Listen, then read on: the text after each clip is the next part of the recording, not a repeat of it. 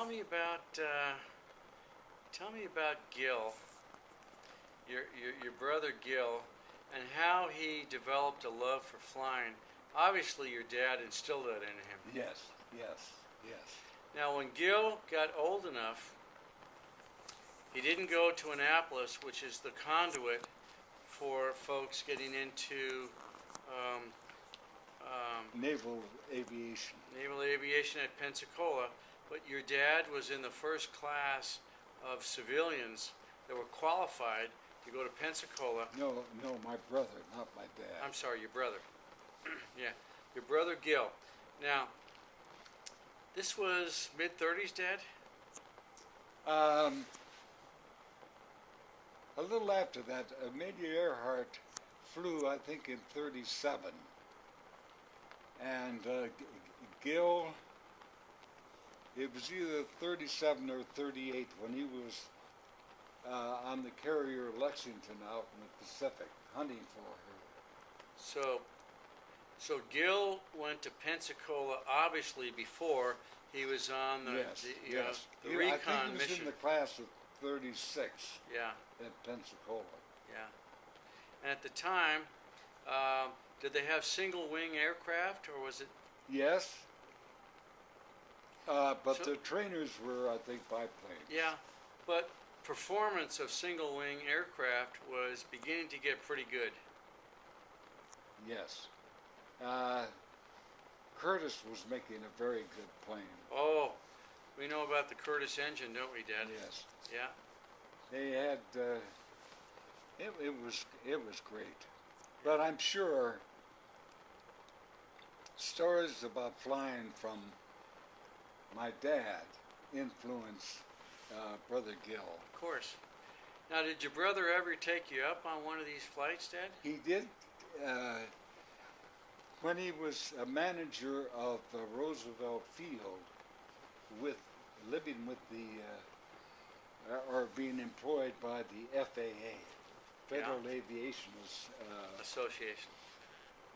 There was an accident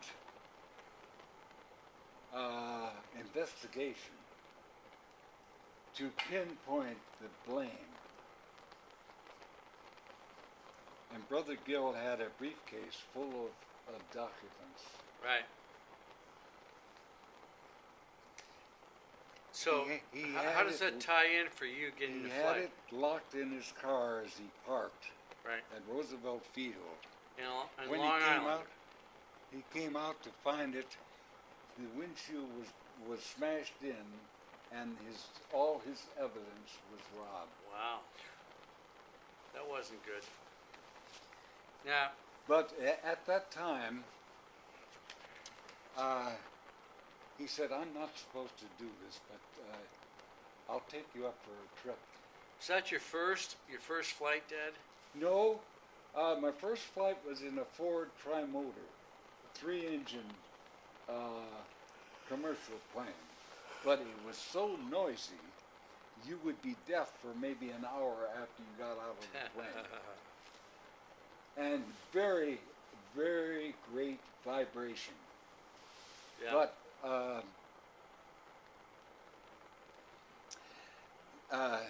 the thing I remember about that flight with Gil, I was just sitting in the cockpit with him, and Now, you're about, what, 14 years old or something?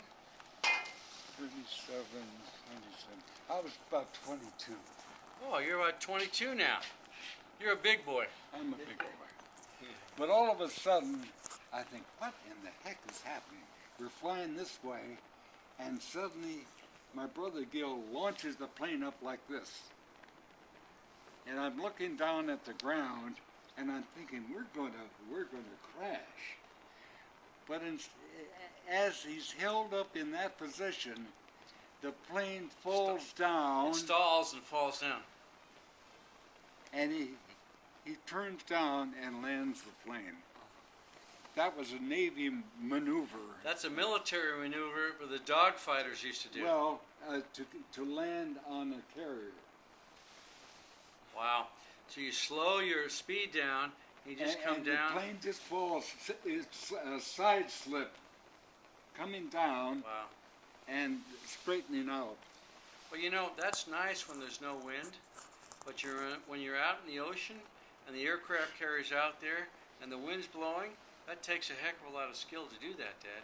Well, not only that, do you remember Jimmy Doolittle? I remember Jimmy Doolittle. On The General Jimmy Doolittle. General, he was a colonel in those days. He was aboard the carrier with Halsey. Right. And when they launched the Bs over B-25. the B-25. Is that when they bombed Tokyo? The B-25 looked just like the B-24, but it only had two engines. And there was a terrible... And you flew in the 24 Liberators. Yes. Yeah. But aboard the aircraft carrier,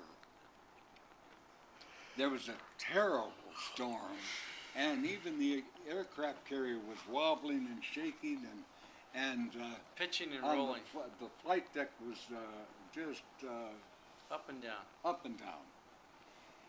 And Admiral Halsey said to Jimmy Doolittle, "You've got a lot of guts to try to fly through this storm on this kind of weather."